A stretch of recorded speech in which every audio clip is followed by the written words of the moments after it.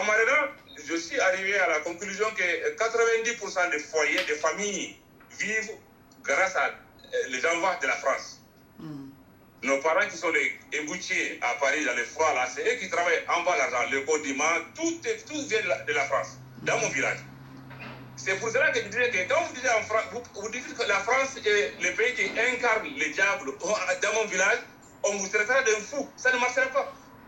Et c'est depuis 50 ans maintenant. C'est depuis 50 ans maintenant. C'est très récent lorsque d'autres ressortissants vont en Afrique centrale, au Congo, les deux Congos, voire au Kenya, qui prospèrent dans le commerce, dans le port, un peu les transitaires, etc. Sinon, avant, c'est la France qui a nourri cette partie du Mali. Tout le monde partait en France. Dans une famille, c'est rare que vous ne trouverez pas quelqu'un qui allait en France. Et si vous n'en avez pas, quelqu'un va vous aider à envoyer votre enfant. Ça a tout été comme ça. Donc, récemment, dans les textes qui en cours, là, je disais que celui qui va aller chez moi pour demander qu'on manifeste pour la présence française au Mali, vous vous trompez. Vous n'aurez pas l'interlocuteur, on va vous traiter de fou. Si on ne sache pas. Voilà un peu l'histoire liée, quel que soit, on peut dire de la France, l'ancien bourreau, l'ancien colonisateur.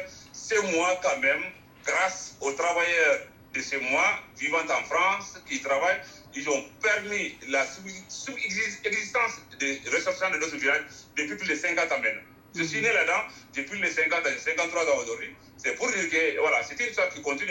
Chez nous, on ne peut pas parler mal de la France. Ouais, il faut lire et que vous constatez Morena qui sont en France font pour développer ce village. Les écoles, les hôpitaux, l'électricité, le château d'eau. Ah oui, c'est vraiment... C'est vrai. Ah oui. Et ça continue.